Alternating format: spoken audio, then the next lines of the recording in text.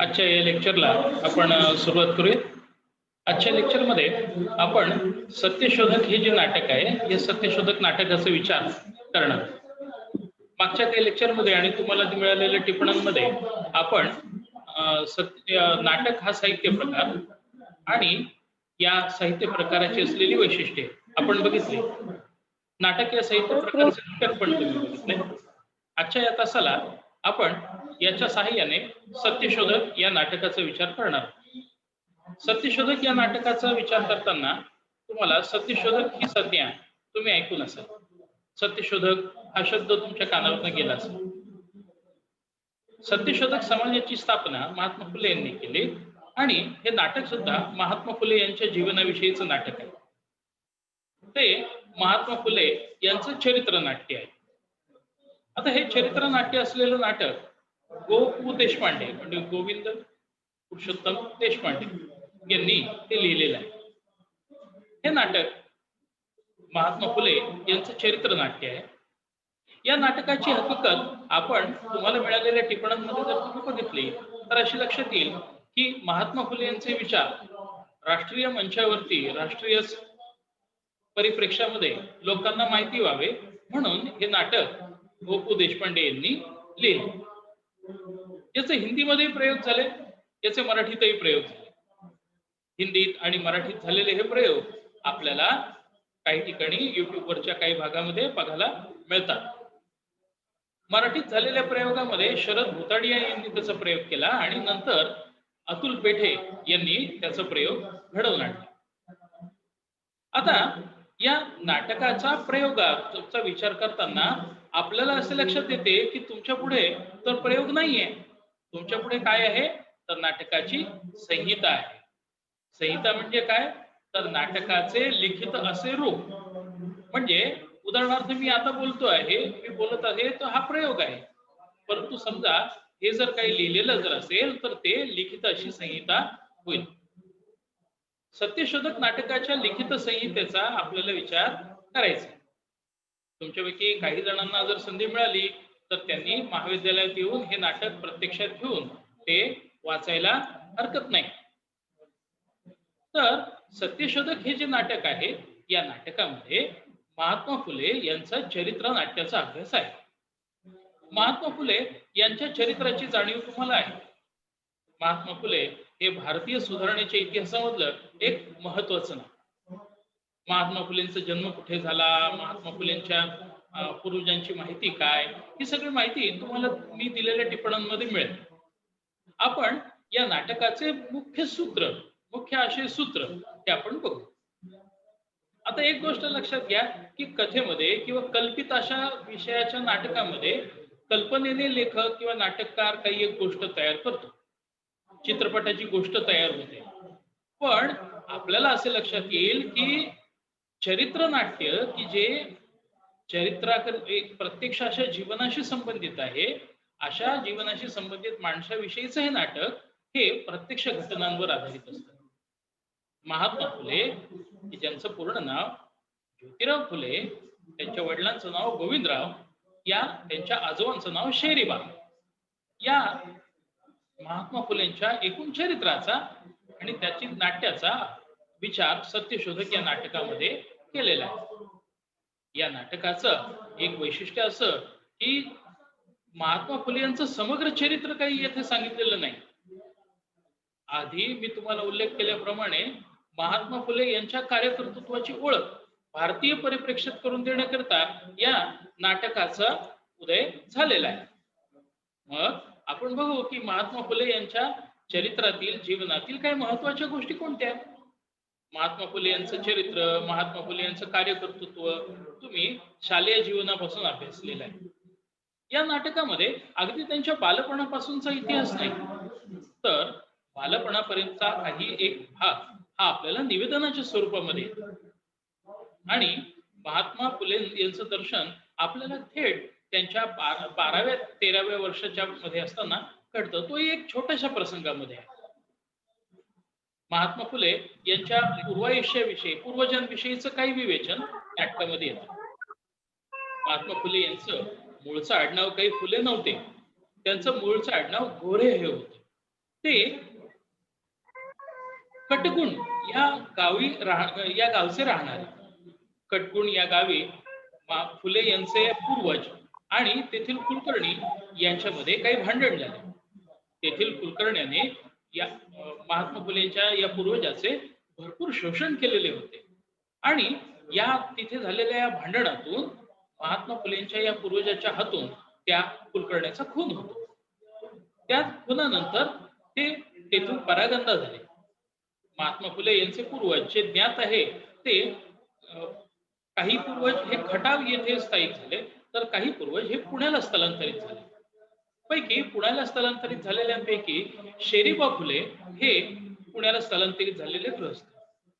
त्यांचा व्यवसाय फुलांचा होता.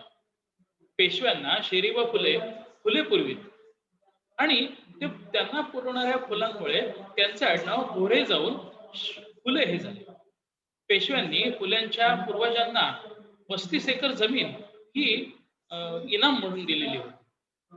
आपल्याला त्या तपशिलाकडे जायचं नाही. आपल्याला फक्त काय बघायचं आहे की महात्मा फुले यांचे पूर्वज कोण. महात्मा फुले यांचे वडील गोविंदराव हे पुणे येथे पूर्ण स्थायिक झालेले होते. ते देखील फुलांचा व्यवसाय करीत. महात्मा फुले यांचे शिक्षण हे काही काळ थांबलेले होते, परंतु त्यांचे शिक्षण हे नंतर कालांतराने सुरू झाले. मुख्यत्वे त्यांचे शिक्षण हे मिशन शाळांमध्ये झाले. महात्मा फुले यांच्यावरती संस्कार हे सुधारणावादी विचारांचे झाले. महात्मा फुले ज्या कालखंडामध्ये होते त्या कालखंडामध्ये पेशवाईचा उत्तर काळ किंवा पेशवाई पूर्णपणे लयाला जाऊन नवी शासन व्यवस्था येण्याची स्थिती निर्माण झालेली होती. या काळामध्ये पुण्याचीच नव्हे तर एकूण भारताची व्यवस्था जर आपण बघितली तर वर्ण व्यवस्थेतील ब्राह्मण, क्षत्रिय, वैश्य, शूद्र यामधील ब्राह्मण वर्गाचे वर्चस्व होते आणि या वर्गाने केलेल्या अन्याय आणि अत्याचाराच्या कहाण्या या आपल्याला त्या काळातील इतिहास वाचला तर आपल्याला लक्षात येईल. या काळामध्ये असलेल्या वेगवेगळ्या अस्पृश्यता, वेगवेगळ्या असलेल्या शोषणाच्या स्थिती या आपल्याला दिसून येतात. महात्मा फुले यांच्या जीवनात घडलेल्या एका प्रसंगामुळे त्यांच्या आयुष्यामध्ये मोठे परिवर्तन घडले. ब्राह्मण मित्राच्या लग्नामध्ये वरातीमध्ये ते गेलेले असताना त्या वरातीतून त्यांना बाहेर काढले गेले. या घटनेचा त्यांच्या मनावरती खूप मोठा परिणाम झाला. नाटकामध्ये या घटनेचे समावेश आहे. 12व्या आणि 13व्या वर्षी घडलेल्या या घटनेमुळे त्यांच्या जीवनामध्ये मोठे परिवर्तन झाले. नंतरची घटना आपल्याला महत्वाची नाटकामध्ये येते ती म्हणजे महात्मा फुले यांचा स्त्री शिक्षणाकरिताचा प्रयत्न.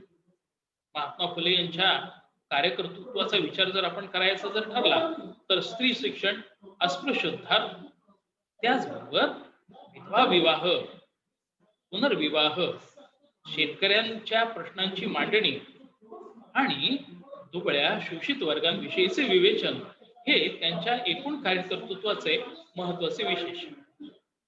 महात्मा फुले यांनी तत्कालीन ब्राह्मणी व्यवस्थेला विरोध करून त्याला मोठा तोंड देऊन आपलं सुधारण्याचं कार्य हे पुढे नेलं.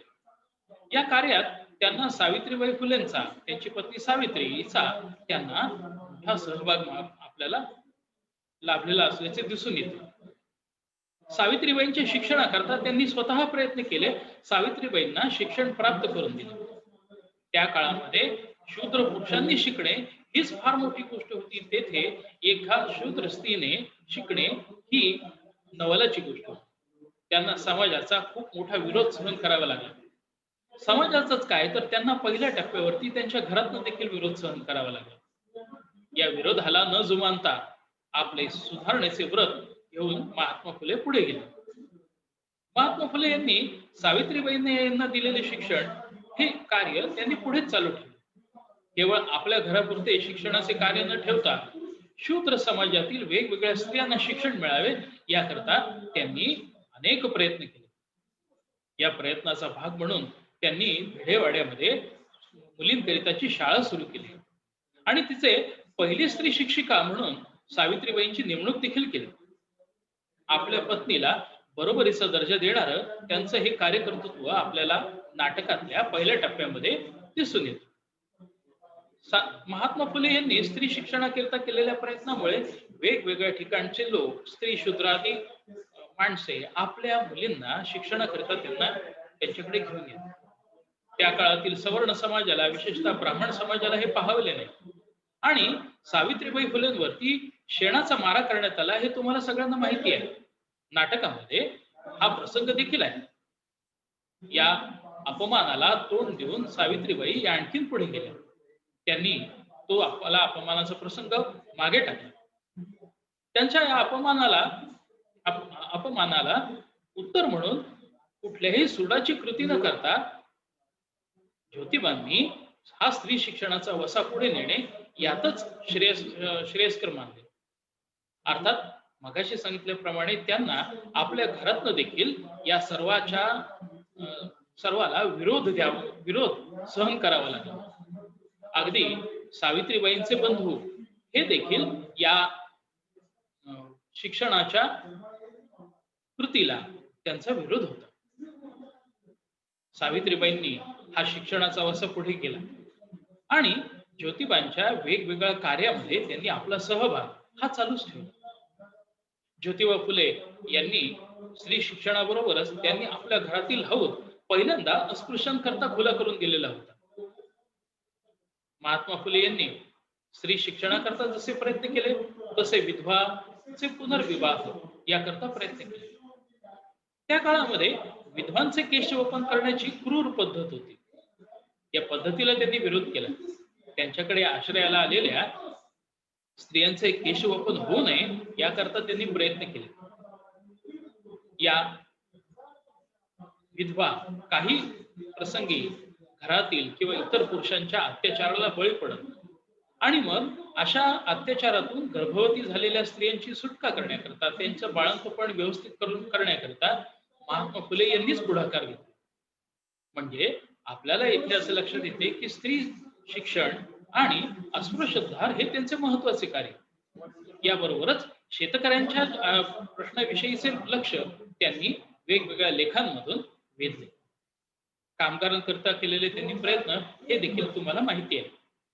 नाटकामध्ये याच ठळक अशा प्रसंगांचा आणि विवेचनांचा आधार घेतलेला आहे. महात्मा फुले यांनी प्रत्यक्ष कार्याबरोबरच साहित्याचे लेखनही केलं. गुलामगिरी, तृतीय रत्न, ब्राह्मणाचे कसब यासारख्या अनेक ग्रंथांचे, शेतकऱ्याचा असूड यासारख्या अनेक ग्रंथांचे लेखन त्यांनी केले. याच्या साहाय्याने सामाजिक सुधारणेचा पाया त्यांनी रचला. आधुनिक महाराष्ट्राचा इतिहास महात्मा फुले यांच्या जीवनाशिवाय आणि त्यांच्या कार्यकर्तृत्वाशिवाय पूर्ण होत नाही. किंबहुना महाराष्ट्रातील प्रबोधनाचा पाया महात्मा फुले यांनी रचलेला आहे असे आपल्याला लक्षात येते. त्या काळातील वेगवेगळ्या सुधारक चळवळींमध्ये दोन प्रकारचे सुधारक मानले जातात. एक सुधारक कर्ते सुधारक असत, तर दुसरे सुधारक बोलके सुधारक असत. यांना कर्ते व बोलके म्हणण्याचे महत्वाचे कारण असे की बोलके सुधारक हे फक्त भाषणे करीत, लिहित, परंतु कर्ते सुधारक मात्र प्रत्यक्ष कृतीतून हे दाखवून देत. महात्मा फुले हे कर्ते सुधारक होते. नाटकामध्ये या कर्ते सुधारक आणि बोलके सुधारक यांच्यातील असलेला फरक, त्यांच्या जीवनातील कृती आणि त्यांचे विचार याच्यामध्ये असलेला अंतर्विरोध व्यक्त करणाऱ्या अनेक घटना आहेत. यापैकी एक घटना रावसाहेब रानडे यांची आहे, तर दुसरी घटना ही विष्णू शास्त्री चिपळूणकर यांची आहे. या दोघांच्या आयुष्यामध्ये असलेल्या घटनांचा विचार, महात्मा फुलेंच्या संदर्भातील विचार हा आपल्याला या नाटकामध्ये बघायला मिळतो. नाटकाचं हे प्रमुख आशयसूत्र आपण बघितले. आता या नाटकाच्या प्रमुख आशयसूत्राबरोबर आपल्याला आणखी विचार करावा लागणार आहे, तो म्हणजे या नाटकाच्या एकूण रचनेचा आणि या नाटकातील असलेल्या पात्र रचनेचा. या नाटकाला असलेल्या वैचारिक संदर्भांचा विचार आपल्याला करायचा आहे. हा नाटकातील विविध घटकांचा विचार आपण नंतरच्या काही व्याख्यानांमध्ये करणार